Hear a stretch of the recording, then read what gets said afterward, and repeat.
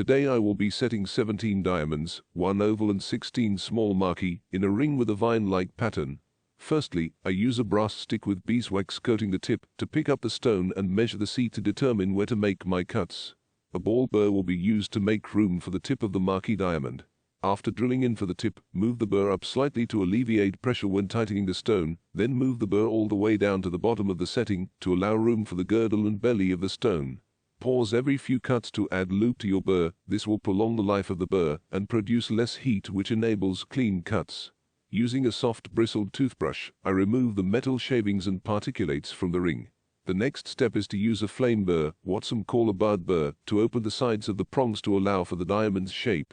Starting with the tip of the flame burr in the hole for the diamond's tip, lean the burr and drag to the outside, then repeat going to the left instead. I use my thumb as a guide and brace for this task. After cleaning the ring again, it is time to start setting the stones. You always want to start from the bottom of the design and move upwards, setting the topmost center stone last. Using tapered pliers, I gently move one of the prongs outwards. Using my wax-tipped stick, position the tip of the stone into the unmoved prong, while making sure the other tip will clear the moved prong and sit unobstructed. Then tighten both prongs by rolling them over the ends of the diamond. There should be plenty of room from the cuts just made to accommodate the fragile points.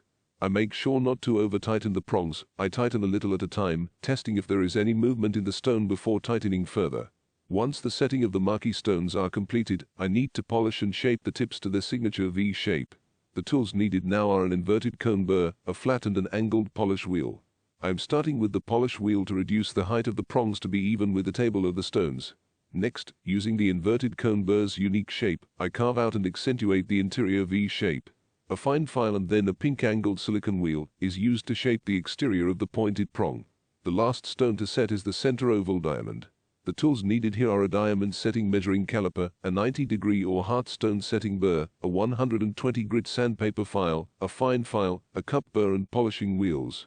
First, I need to use my wax-tipped stick to hold the stone in the setting to ascertain how much I need to bend the prongs. The key here is to make sure the tip of the stone is not obstructed or touching any metal. Using stone setting tapered pliers, I slowly bend outwards the prongs by holding the entire prong within the smooth surface of the pliers, making sure they are bent at the base of the prong and at the same angle. Now that the diamond sits comfortably in the setting, I need to mark with the caliper on the prong where I will be removing metal. Once the stone is level, I adjust the space between its two sharp tips from the top of the prong to the middle of the stone's girdle. This allows me to lay a scratch for the exact mark on each prong without having to worry if the stone shifts. Next, I use those markings to guide the 90-degree burr, slowly and evenly removing metal to the shape of the stone. The stone needs a little more room to rest comfortably, so I use a flame burr to open the sides of the prongs to allow for the stone's girth. Now the stone will fit securely into the prongs as I tighten the setting. Using the 120 grit sandpaper file, I lower the tips of the prongs flat to the height of the stone's table. Then using the inverted cup burr, I round the prongs tips into domes, and using a polishing wheel, finalize the shape. Here is a video of the ring after a thorough cleaning.